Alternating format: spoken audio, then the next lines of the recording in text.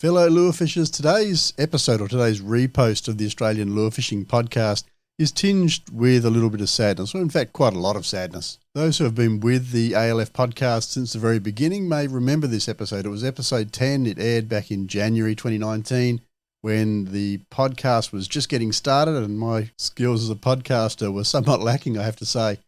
But the guest for that episode was Todd Young, director of Young Guns Fishing in Sydney. And even though I was a new kid on the block when it came to podcasting and Todd didn't know me from a bar of soap, he gave me a good chunk of his time and gave a really good account of himself during his podcast interview. And it's always been a very popular episode that still 5 years later, or 5.5 years later, still continues to be downloaded. Now, apart from the brief conversation that we had on the podcast, I didn't know Todd, but I certainly knew a little bit about what he does, as a lot of our listeners will. And Todd was heavily involved in getting kids involved in fishing. He was heavily involved in helping people who are struggling with all kinds of physical and mental challenges to get out and fish as well. And I'm sure all of that speaks buckets for the character of the man. But sadly, I've learned that Todd passed away a few weeks back. So today's repost is a tribute to Todd and to all that he's done for fishing, for the fishing industry, and for the people he's touched through fishing as well. The ALF community, it's our way of paying our respects to Todd and, of course, letting his family and loved ones who he leaves behind know that our thoughts are with them. So, folks, enjoy today's episode, and as you do, please take some time to reflect on Todd's life and the things that he achieved in that lifetime. This is the Australian Lure Fishing Podcast, where we share the secrets of Australia's lure fishing gurus every Monday, Wednesday and Friday. And now here's your host, Greg Vinal from doclures.com.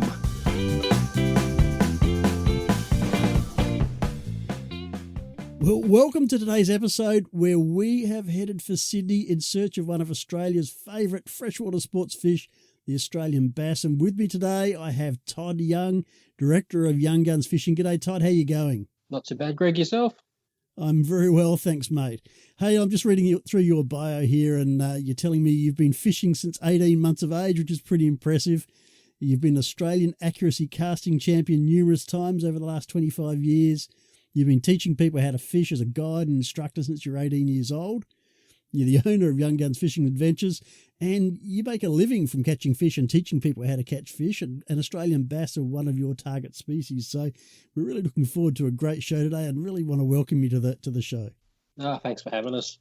What I like to do to get the episode started is to give our listeners the opportunity to get to know you a little bit better. And the way I do that is I fire a few what I call rapid fire questions at you, just to get to know a little bit about you and who you are. So let's start by talking about what your favourite lure fishing target species is. Oh, bass would be high on the list, but there's a few others like Murray cod and yellowbelly. But bass, I grew up catching bass, so I'd have to say bass. You grew up in Sydney, is that right? Grown up in sort of Western Sydney, so I've basically fished the whole Nepean River system from Douglas Park right through to sort of where it meets the Hawkesbury River, and fished the Hawkesbury as well for them. So Nepean and the Hawkesbury is pretty much my home backyard. Excellent. So a whole lifetime of fishing for Australian bass in the Greater Sydney area. That's what I like to hear. Mate, if you could head off for a week of fishing just for yourself with no clients and no responsibilities, where would you go? Oh, I'd have to say I'm addicted to chasing Murray cod, so Copeton Dam for a week would be high on the bucket list. Awesome. Well, speaking of bucket list, do you have a species that's on your bucket list that you haven't managed to catch yet? I do. Black bass. Papua New Guinea. I think that's on a lot of people's to-do list. Yeah, look, I've recorded about 30 episodes so far, and I reckon the old black bass has come up 4 or 5 times already. So, yeah, certainly an amazing species and one of those ones that a lot of us would like to nail before we kick the bucket. What's something we might find if we rummaged around in your fishing kit that might come as a bit of a surprise to us? I always carry a bag of Chupa Chups. What's the reason for that? Oh, I gave up smoking 2 years ago, and it stops me from wanting to stick a cigarette in my mouth while I'm fishing. So I stick a Chupa Chup in my mouth instead. Fair enough. But other than that, there's pretty much, it's just multitudes of lures and obviously the trusty lure retriever. Of course, none of us should go out without one of those. Mate, what's a favourite piece of fishing technology or a fishing gadget that you'd like to share with us? Yeah, I pretty much gave that away. My tackleback or lure retriever. It's how can I say it? It's just it's priceless. The amount of lures that it's saved. It's you can't not go fishing without one. And look, again, as I say, I've recorded about 30 episodes, and it's not the first time that the lure retriever's come up as a favourite piece of technology. And let's face it, this is a podcast about lure fishing, and for most species, if you're not getting your lures in amongst the structure, you're not getting them to where the fish are. So you are going to get hung up, and you do need a lure retriever to save you a few bucks. 100%. Tell us about your most memorable bass capture. I'd have to be. I wasn't even actually targeting bass. I was fishing up in the northern rivers many years ago. I think it was about 92 or 93, fishing for East Coast cod. And I was in the front of the canoe with my father in the back, and we seen this big boulder right sort of coming up onto the Clarence Gorge. And obviously had big cod lures on, and I placed this cast right into this crack of this big boulder. And lo and behold, I got a bass that still to this day, Dad and I believe was well and truly over 60 centimetres. Wow, that's an awesome bass. Oh, yeah, I can still picture in my head the cast and the hit. It was like I thought, you beauty, I got a big cod on, and then I got it to the side of the kayak and thought, whoa, that's a bass. Yeah. And of course, I won at that. And look, a lot of anglers, set their targets for a 50 centimetre bass and struggle to get there. So 60 is an enormous fish. Oh, yeah. Oh, as I said, I can still picture it clearly in my head today. It's an amazing memory. One that you'll never forget, I'm sure. Mate, if you could spend a day fishing with anyone in the world, who'd you take out fishing? I would have really loved to have gone for a fish with Lefty Cray. He's a fly fishing legend, and he's always been an idol up there. Second best, I've actually fished with Jim Teeney from Teeney Fly Lines in America, so he was pretty good to fish with as well. One final question in the rapid fire section. Tell us what you like to do when you're not fishing to unwind and let off a bit of steam. Oh, two passions, cars and hunting. So I don't mind getting out there and having a shot every now and then. It's been a bit few and far shots lately, but other than that, I'm into highly modified cars as well. So that keeps me out of trouble when I'm not fishing.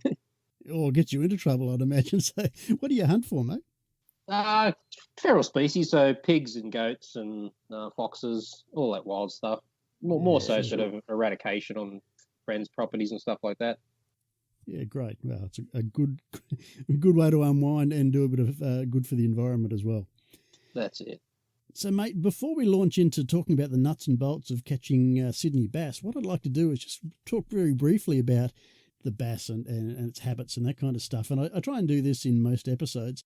And the bass is one of those species that has been studied pretty well by scientists, so there's a fair bit of information out there. But what I'd like to talk about today is a little bit about their migratory habits, because bass are what scientists refer to as a catadromous species, which means that they live a lot of their life in the freshwater, but they head down to the saltwater to do their spawning. So in most parts of the country, the bass will be in the freshwater from around about October. They come back up from their spawning run in September, and they sort of move into the lower reaches of the freshwater in October, November. And over that December, January, February period, they sort of move further and further upstream. And then by March, April, they're starting to move back downstream.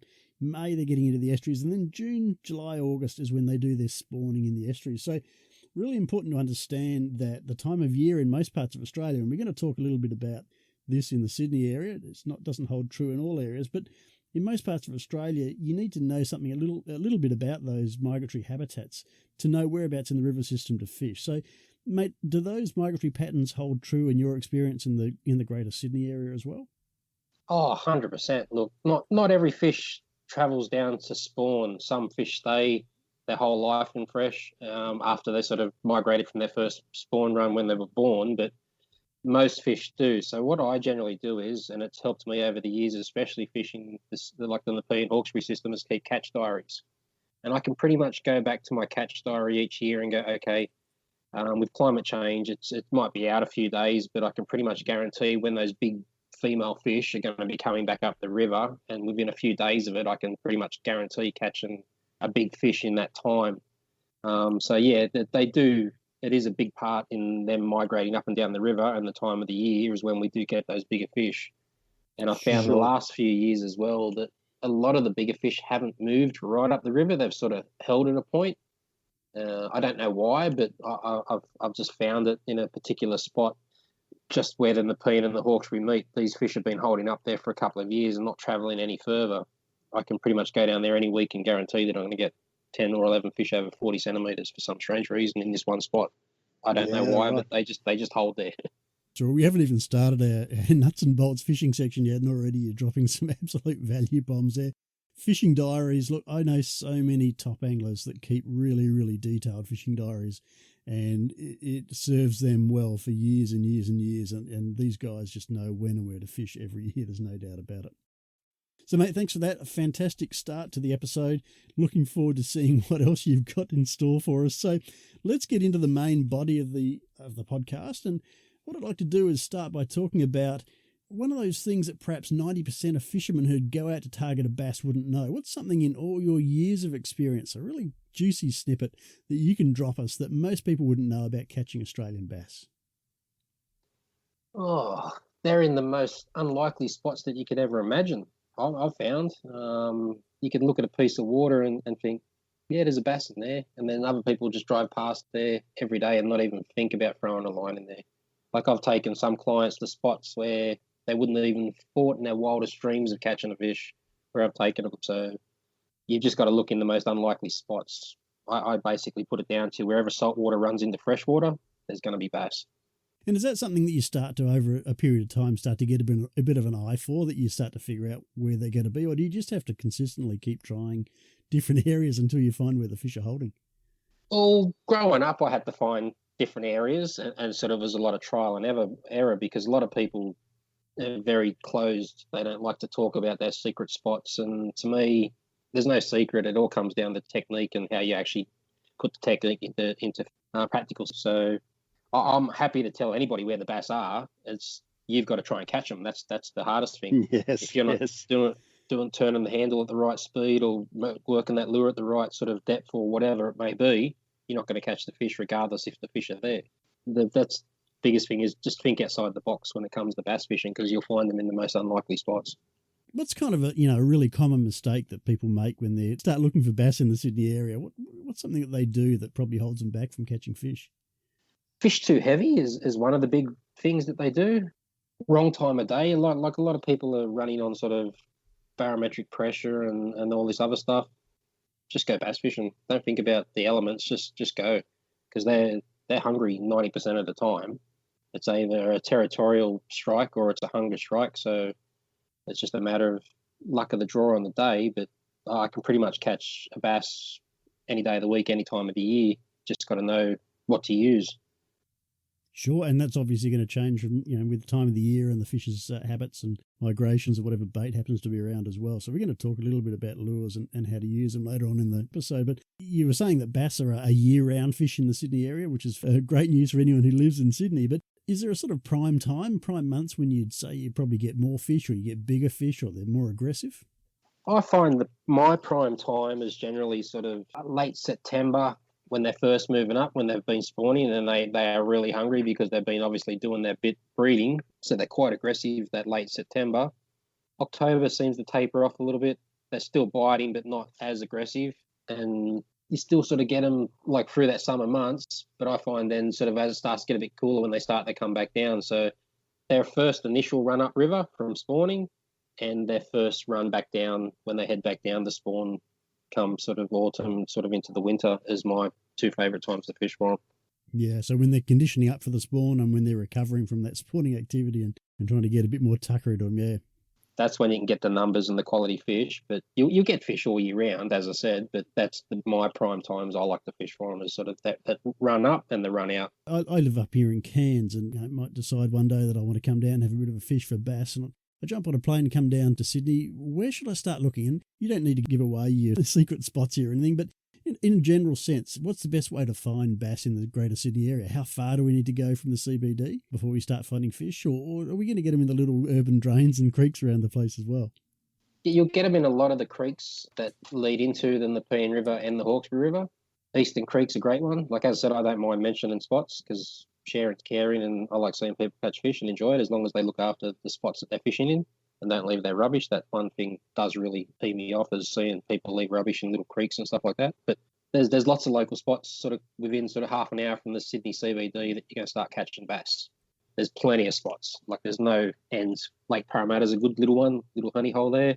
Nepean River, anywhere along the Nepean River foreshore, if you can sort of get out there and sort of walk along the bank or jump in a canoe or a small boat, you'll find fish. And I know a lot of blokes fish Lane Cove River as well. That's got a bit of a reputation for bass as well. Even the Georges River, I think Cabramatta Creek, I used to get a few fish there back in the 90s. I haven't done it recently, but I know there's bass in Cabramatta Creek. You got the Georges River. Yeah, so there's plenty of locals. Bottom line is get yourself a decent map, get on Google Earth, something like that, and start checking out spots where roads cross rivers and where you might be able to get access to a bit of water. Yeah, 100%. Even the Department of Primary Industries have a list, I believe, of all the local spots that they've actually stocked bass. So you can get on there and speak to them and they'll point you in the right direction as well. Awesome. Now, let's dig a little bit deeper on that one, because one of my concerns actually when I was the idea of putting a Greater Sydney bass story together was what I didn't want to do was unleash a whole torrent of fishermen on a handful of small creeks, because we're talking about Australia's largest fishing population in Sydney, and we're talking about a small number of rivers, and wild bass are under a lot of pressure, but there is some stocking going on in the Sydney area, isn't there? So, I mean, I would still advocate releasing most of the fish that you catch. I think that bass need a bit of a helping hand, but it's okay to take a fish or two out of the Sydney creeks, isn't it? Yeah, if you like me personally, I wouldn't, due to some of the pollution in those creeks. Like, I have no problem with people taking their bag limits of fish to have a feed, but if you're going to eat bass, I'd go to Glenbourne Dam or St Clair or Lake Lyell and take a bass that's been stocked in a dam where the water's 100% cleaner than what a lot of the Sydney creeks are. Even the Nepean River and the Hawkesbury River, they're clean to the eye, but they're not as clean as what they should be, to be honest. There is a lot of pollution sort of flowing through, but river fish have a lot more to sort of survive the elements to get to those spots where a dam fish is swimming around in a puddle, a big pool basically that have been put there. I think in many parts of Australia where bass are a prime species as well, most of the river fish are actually wild fish. With the odd escapee that's got out of an upstream storage or whatever. So putting them back to fight another day is really about maintaining that genetic diversity as well. Whereas stocked fish, of course, we don't need to worry about that quite so much. And I guess the other factor to consider is we've already talked about the fact that bass, they migrate downstream to the estuaries to spawn. And we also know that that's where all the industry is and that's where all the urbanisation is. And that's where the pollution is. As you say, you can't see those pollutants that are in the water because they're dissolved pollutants, things like pesticides and herbicides and heavy metals and that kind of stuff. But those fish are going to pick that stuff up while they're down in the estuary and bring it back up with them to the fresh water. So certainly, I personally wouldn't want to take them to eat, but I know that some people do. Yeah, well, it's a never-ending cycle. Like a lot of these urban creeks are tidal, so the pollution's flowing down to the mouth of the creek and then it's flowing back up to the top of the creek. So it's just going backwards and forwards. So it's not really cleaning out unless we have a massive big flood and then it washes into the main Hawkesbury River. And then again, it's still getting trapped in there. Like it very rarely gets washed out the sea and spread out and dissolved. So again, you're right. I wouldn't eat the fish out of the creeks, but they're great sport. Absolutely, absolutely. Hey, let's just change gears a little bit now and talk a little bit about the tackle that you use for fishing for bass. Talk us through what it is that you would choose. If I was to turn up on your doorstep and bring my own gear, what would you suggest I bring?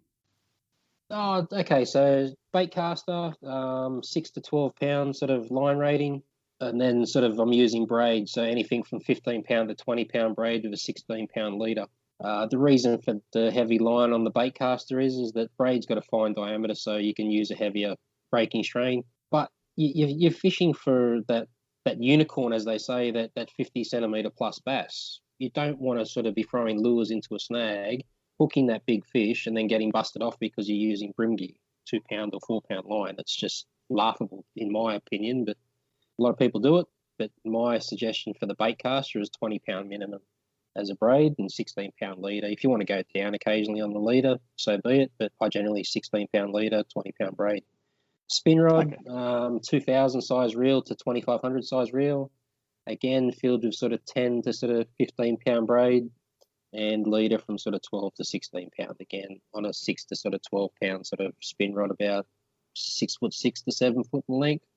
I try not to go too long. 6'6" is a nice size, especially when you're fishing some of the urban creeks, to get in underneath the trees and get through the trees.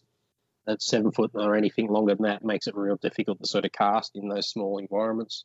So they're the two sort of rods and reels and line classes that I sort of set up people when they come fishing, and that's pretty much what I use in my personal time as well. And in terms of leaders, do you have a preference for mono, for fluoro?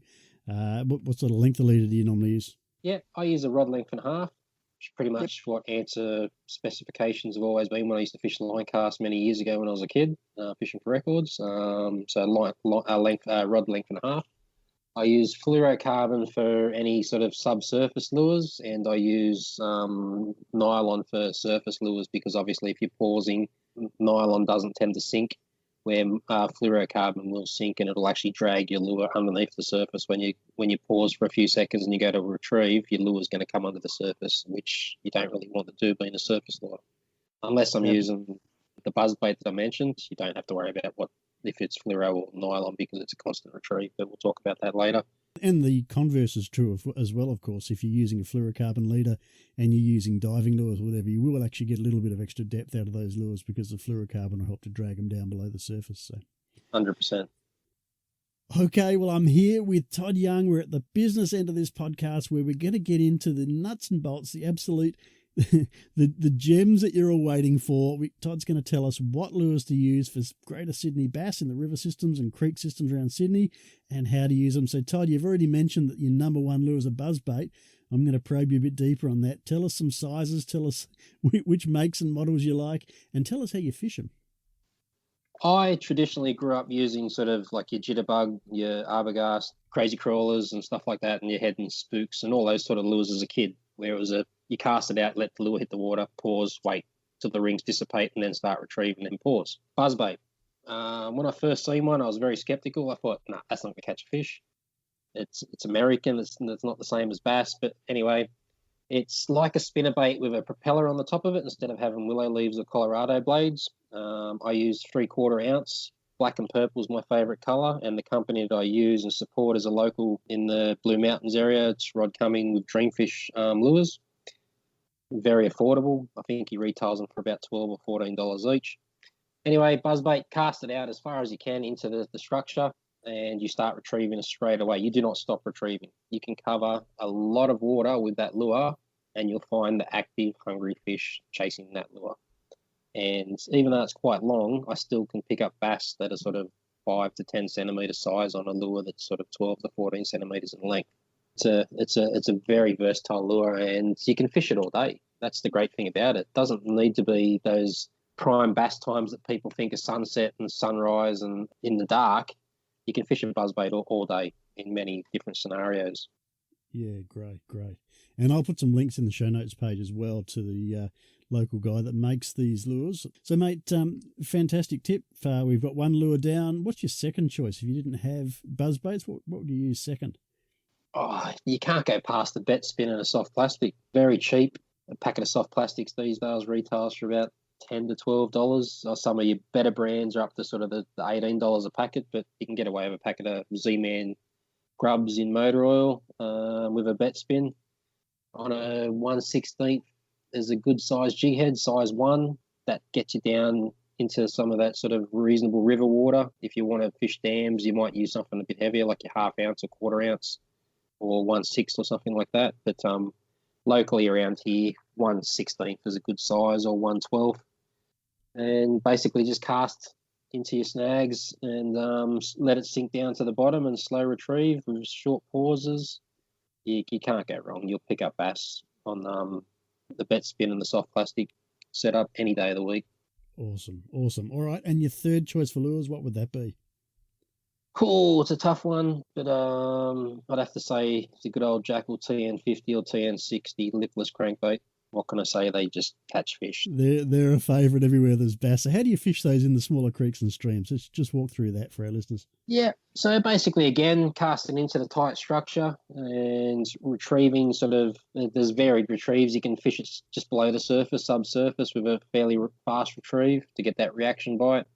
If it's the low pressure sort of a day, you can sink it down to the bottom and slow hops and paws in along the bottom. Some days they like the rattle, so it's good to have a variety of sort of rattled lipless crankbaits and silent lipless crankbaits. Sometimes that rattle spooks them and they take off, where other days it sort of draws them in and they want to just aggressively eat it. So it's good to have a variety of sort of silent and rattled sort of lipless crankbaits, and then colours as well. I generally start with natural colours to try and represent the food that they're eating, so small crayfish, small fish, insects that are falling into the water. And then if they don't work, you go your fluoro colours to sort of stand out and bright in their face. I want to eat you because you're in my territory sort of type lures. Mate, you've mentioned a few times in this lure selection and lure technique part of the podcast, you've talked about casting to structure. So what types of structure are you fishing in these streams? Okay, in the creeks, it's very close quarters, so you're casting at snags and fallen timber. It could be debris that's washed up down the creek. I've found concrete slabs from building sites being dumped into a creek that become great bass homes. Terrible for the angler because you get stuck up on the Rio and snagged and tangled, but it's part of the parcel of fishing for bass. Weed beds as well. A lot of these creeks, as the tide's going out, you'll see the weed beds start to show up, and casting around the front and the back and around the sides of the weed beds where the fish will tend to hang and ambush food that comes down and up the creek. What about man-made structure like bridges? I know I've always, when I've fished anywhere in Australia in fresh water, and if I'm not fishing out of a boat or a canoe or something like that, I'll always look for bridges because A, they're easy to access, there's obviously a road there, and B, there's always structure there that holds fish. Yeah, Nepean River, the Victoria Bridge down towards the Weir, you get some good bass around there. The North Richmond Road Bridge and the Windsor Bridge on the Hawkesbury River, great spots. The other good thing about them, not just because they've got the structure of the actual man-made pylons, when we do have those tidal movements and big floods, you get a lot of timber that's pushed up and gets trapped on the front of those bridge pylons as well, so that forms more structure. It's very interesting when you go down with a small boat or a kayak that's got a sounder on it. You can actually see that structure and the timber that's actually laid up on some of those bridges. It's quite interesting. Mate, that concludes this episode. You have been absolutely fantastic. You've held nothing back. You've given us amazing tips. And look, anyone in Sydney who's looking to go out and catch bass, you've set them up. But now what I'd like to do before we wrap the episode up is talk a little bit about your business, Young Guns Fishing. So you've been doing this for many, many years. It's a very successful business, and it sounds like it's a pretty interesting one too. So tell us a bit about what you do and who your clients are and how we can get in touch with you. Okay, so basically we created Young Guns Fishing Adventures, I think it was in 2011. Prior to that, I'd been working in sort of evening colleges and community colleges teaching people how to fish. There was just no market for kids and families to actually learn how to fish. Like there's plenty of charter boats that would take you out and stick a rod in your hand and say, here, wind this in, which to me, yeah, it's fun, you catch a big fish, but you're not learning anything. Our business, we actually have classes from beginners right through to advanced in different techniques. So we do beginners classes for the person that's never picked up a fishing rod before in their life. We teach you how to set the rod and reel up. We teach you how to cast that rod safely and accurately with rubber plugs on the end of the rods at wooden targets that we've created with our 10-step casting program. So you're casting safely and accurately right from the start. We teach you how to tie the knots and rigs, what hook size, what sinker size, how to put the bait on the hook when we do some fishing, and we also talk about the rules and regulations of the fishing in the area that you're fishing, bag limits, size limits, how to handle the fish, how to clean and prepare the fish, and so forth.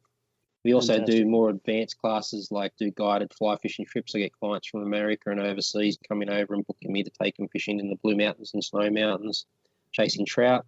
We do lure casting lessons for the bass and bream, beach fishing lessons, rock fishing lessons. Pretty much anything that you can do with fishing land-based, we can help you out. We supply all the equipment as well. We use all good quality fishing equipment. And basically, yeah, it's great. We've, over the years, far out, our best year was 80,000 people in 1 year.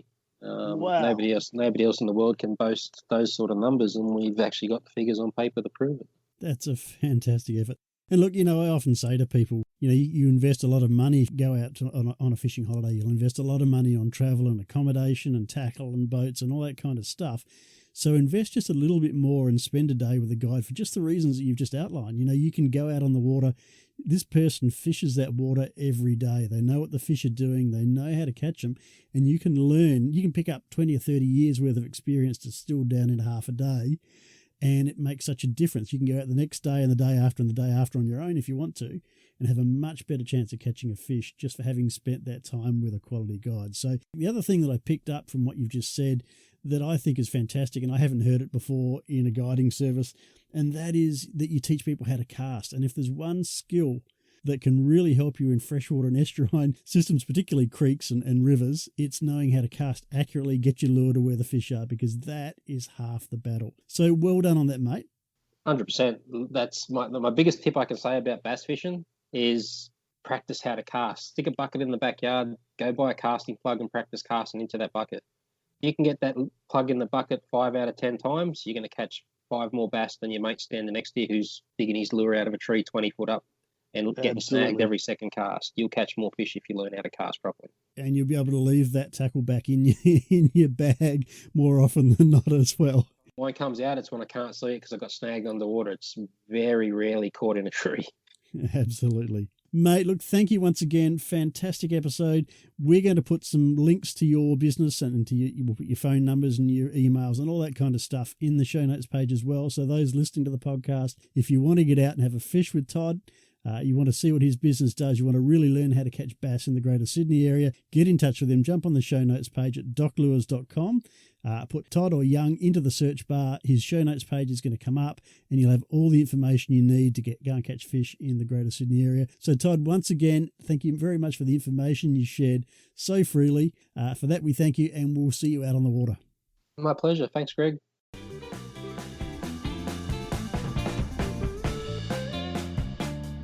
Don't miss a single episode of ALF. Subscribe and rate us on iTunes or jump on the doclures.com website for downloads and show notes. Till the next episode, Tidelines.